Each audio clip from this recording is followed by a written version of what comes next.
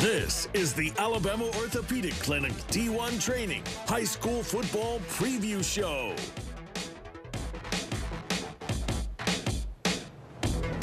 And good evening. Week 3 of the high school football season here on UTV 44. Jim Cox, my partner Dan Brennan, as we get ready for our matchup tonight at Ladd State. Were we at Ladd last year? I'm trying to remember. I think this is our first time to Ladd in a couple of years. Yeah, I thought that was the case for sure. They've been missing us. Davidson at home taking on the Baker Hornets in our matchup here tonight, 7A matchup. We're going to talk more about that with both coaches joining us here in just a few moments, but want to look back just briefly at the game last week. Spanish Fort and Daphne, Dan, going into that game, we kind of thought, you'd see a Spanish Fort team bounce back after the tough loss to McGill to start the season. Daphne was coming in with a win, and it was kind of a bit of a seesaw game. Spanish Fort controlling it till almost halftime. Then things kind of turned around for Daphne and ended up coming right down to the wire.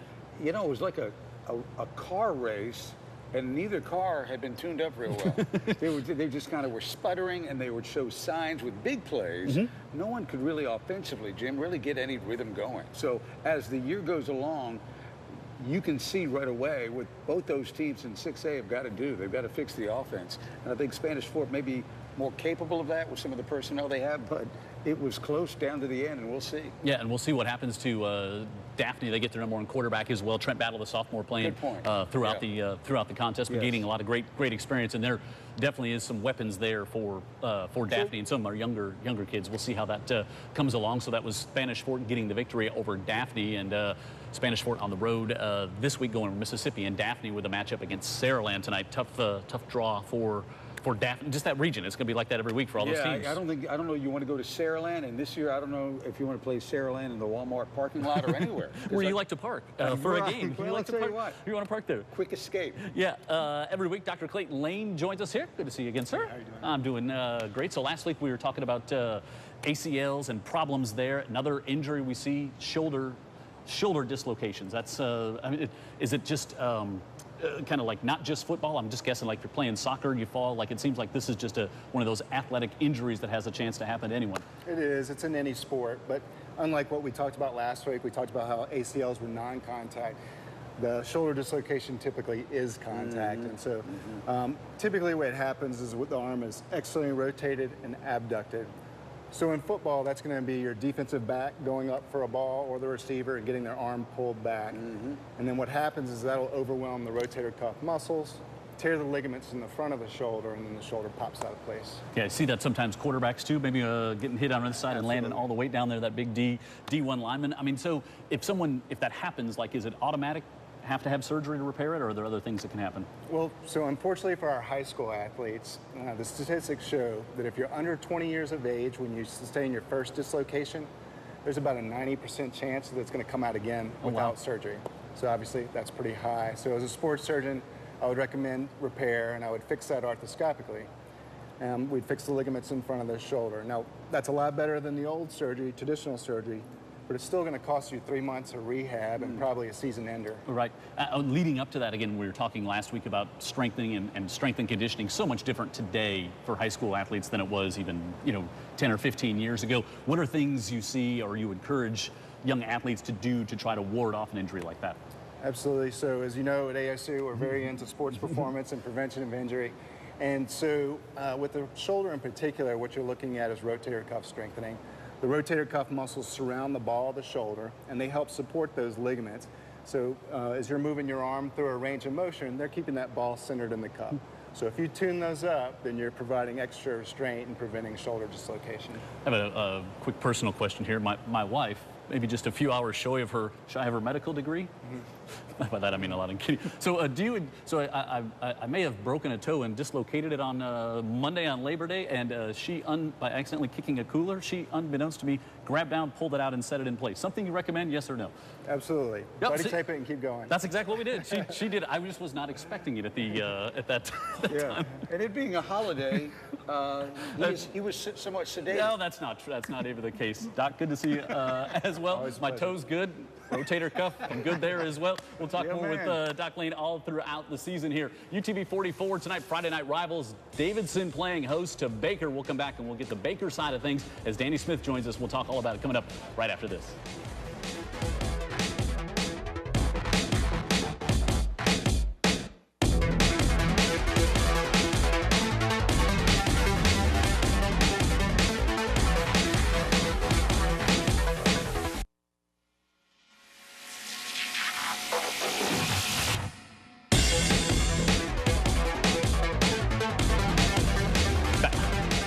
Week 3, still love the new digs. Looks so yeah. great. It looks so great on TV. Danny Smith, head coach of the Baker Hornets. Chris Davis, cornerback here from the Baker Hornets, with us as well. Baker comes in a nice matchup with Davidson with an 0-1 record, lost to Theodore in week 1. And coach, it's not coach speak turnovers, right? I'm just guessing. That's one thing you just look back, you're like, you just can't turn the ball over.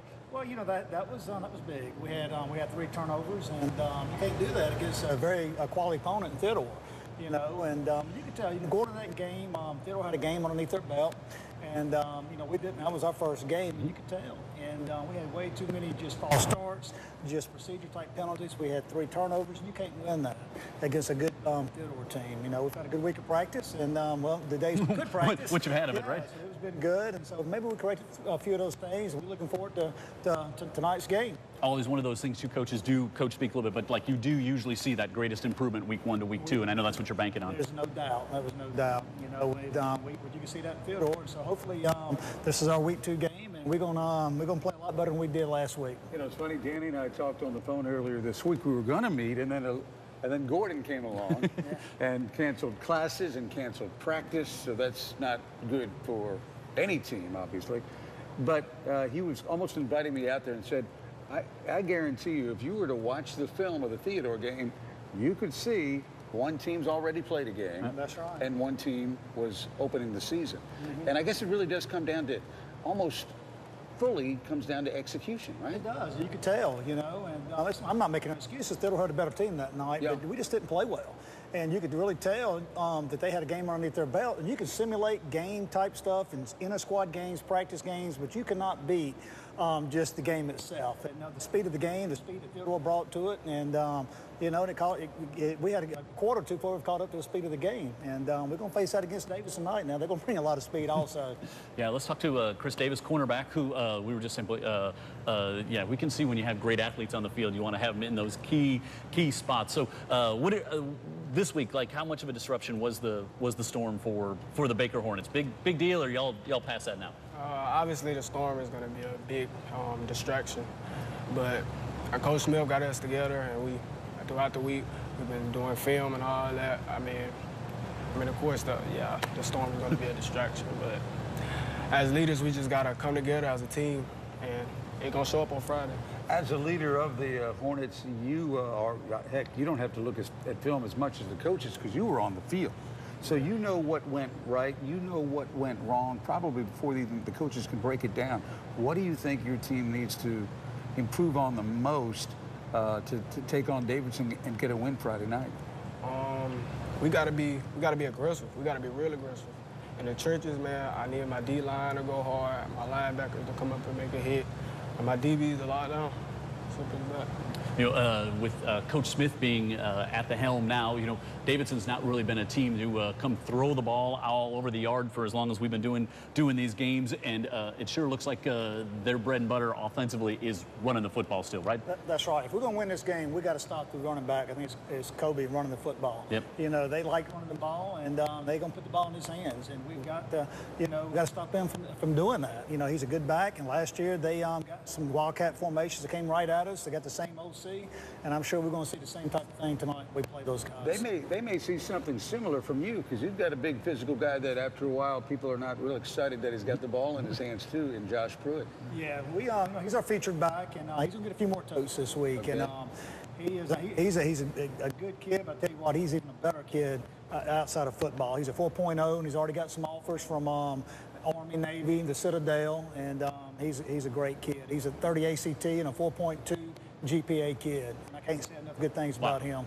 Wow. That's so impressive. You know, just thinking about this too, is it a little crazy, but in 7A big boy football down here, like it's hard to believe week 2, and I know you can't look at, but like you start to think about playoffs and how important it is to, you know, bounce back from a tough loss in week 1. It's crazy to think, but it's like the margin for error is very, very small. You got that right. I mean, out the gate, we got 2 Region 1 games with Theodore and Davidson, and it don't slack up. I mean, you know, you got to be ready to play, and You know, you think about there's an 8-team region, only the top 4 go to the playoffs. You're talking about home field advantage. First 2, 3s and 4s, got to travel. The other guys get to stay home. And, I mean, that's what we try to emphasize to the kids. Guys, it's now. I mean, you know, we're gonna take one game at a time. And that one game is not going to define our season. We still got 9 games to go, and it's still a long season. But, you know, we emphasize a lot, hey, this game is a lot. It's a big, huge game in the region where the playoffs are going to pan out through the remainder of the year. Chris Davis, you were telling me that you've got plans beyond Baker High School football, but it includes football. Yeah. I decided to further my career in sports medicine. I've been playing football since I was 4, so it wouldn't mean nothing more to me to be around the sports. Help people. You know, help athletes, but you're going to play as well. Yeah, I want to play as well. Okay. I want to play at Southern University. Southern University. What are you thinking in the sports medicine field? What do you think? Athletic training. Yeah. Good. Very good. Yeah, so great when you be able to keep your passion, play football, keep your passion, and do that. Yeah. Let's talk about what this young man brings you I to. tell you, this kid right here, you know, had a little issue with his foot. He also plays basketball and had a stress fracture happened during the summer. You know, he really wasn't 100% until about a couple weeks ago. And he brings so much to us on both sides of the ball. And you're going to see Chris play some offense this week.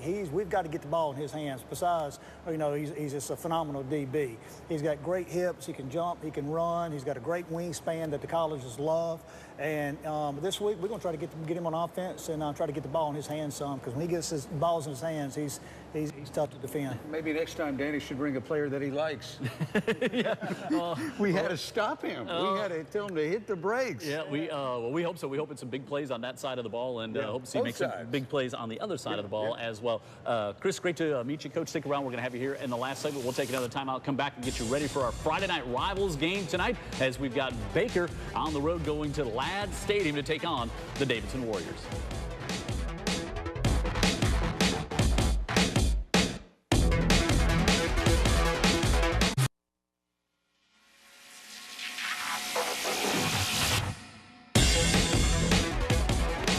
Friday Night Rivals here on UTV 44, about 15 minutes before kickoff. Jim Cox, Dan Brennan. We've heard about the Baker side of tonight's matchup between Baker and Davidson, and now we'll talk a little Davidson Warrior football. Sean Smith, head coach, with us here. Colby Blunt, running back, who immediately Dan Brennan said, yeah, he doesn't look like he'd be real fun to tackle, especially late in the evening. I'm glad I've lost my eligibility like about 40 years ago. We'll get to that. Coach, big win last week, able to knock off Alma Bryant, and I know this young man was a big part of the win last Friday night. Yeah, he was. He had a great night. I think 25, 26 carries, over 200 yards.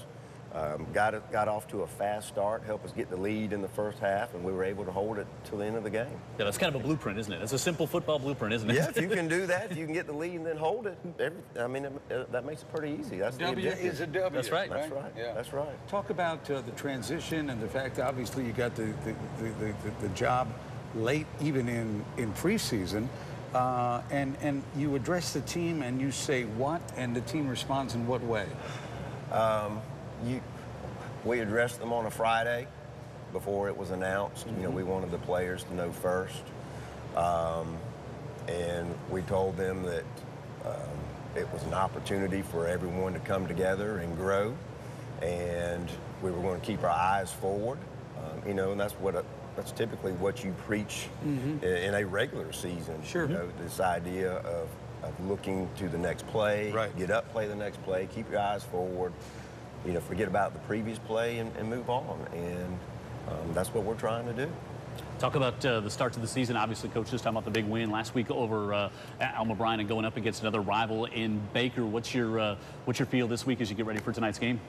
Just, you know, we want to come out, execute our plays, do everything we're supposed to do, stick to our game plan, and just come out and play hard, play together as a team and play hard, and then the game will play out itself. Can they give you the football enough times a night? I mean, like, can they give it to you enough for you? You know, I just try to, however many coaches need me to carry the ball, I just try to give them all and do whatever I can to help. You know, Colby, when I saw how many times he carried it, first thing I thought, I'm going to give Sean a call. That's not right. No, I'm just kidding. Is there a misprint? The first thing I was thinking, well, he got 200 yards, so it looks like it pays off.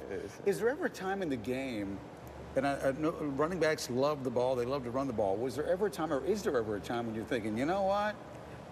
Give it. I know we're doing well here, but you want to give it to somebody else, or you're always hungry for that next carry? Always hungry, but, you know, you want to come out, do good, help your team, and he want to put up big numbers and stuff, but at the same time, if the play is not for me, I don't mind, letting my other teammates do what they're supposed to do and helping them out.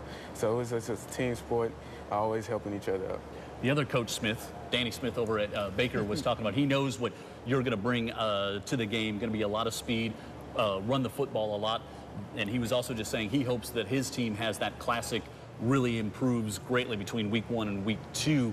Is it hard to get a good gauge on exactly what Baker is after just seeing the film against the Theodore team? I mean, I would say so. I mean, typically that's where, like Coach Smith said, most teams want to be able to improve the most in the seasons from week 1 to week 2. Do you see that with your team? Do you see a big improvement? Because you played 2 weeks ago. This is your third game. We did. We saw a big improvement on the offensive side of the ball. We were able to run the ball last week, and we were not able to do that at all against Meridian the previous week. But we're like anybody else. What we want to be able to do is put 2 good halves of football together and then see what happens. We still quite haven't done that yet. Hopefully we can do that this week. You're not only coaching the kids, but obviously you are over the staff too. Yes. Talk about a little bit about how you approach that. You've been a head coach before in basketball, right. So you have an idea, but a much larger staff. And so what was the task for you there? The way we've approached it is let our coaches coach. Okay. And I see it personally as an opportunity for all of us as a staff to grow and learn and develop. We've had to delegate some things to some coaches that maybe they haven't done before, they didn't expect to do. But then under the circumstances, we're all doing things, a lot of us, for the first time here.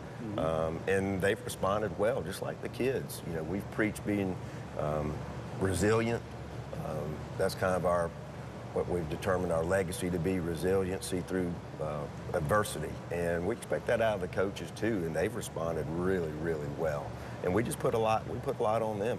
We ask for their input. We make some decisions collectively, some we don't.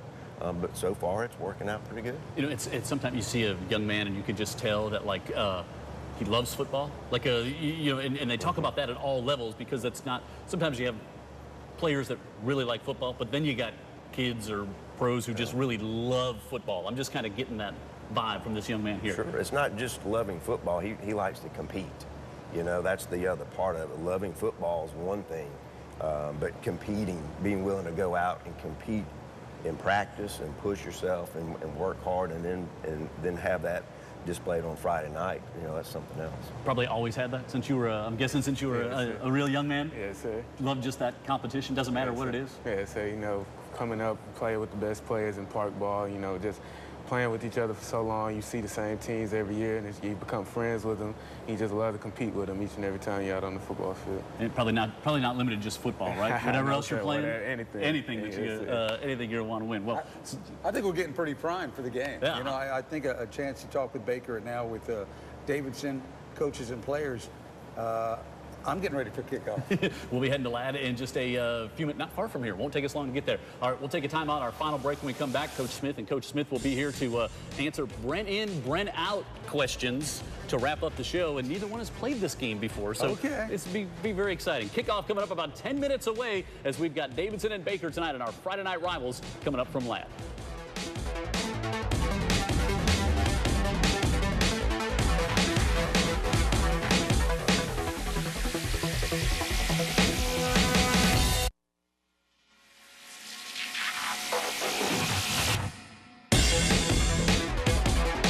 Friday Night Rivals brought to you by Andy Citron Attorneys. Tonight, Baker right here, Davidson right there on UTV 44. We are at Ladd Stadium, our first trip to Ladd this year, looking for the matchup 7A contest. And so we always wrap up the show with this little silly Brent in or Brent out on a myriad of topics that we that we go over. I'm so honored. Okay, so keeping with what's been the big story this week, Dan Brennan, do you know someone named Gordon?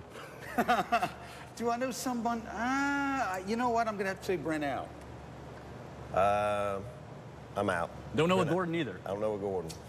Race car driver Gordon. Oh, there you go. Yeah, Jeff Gordon. Okay. Yeah, he's in. He's in. And there's James Gordon. He didn't pop to mind first for me. Okay. Chuck, check the stock market every day. Brent in, Brent out. Brent out.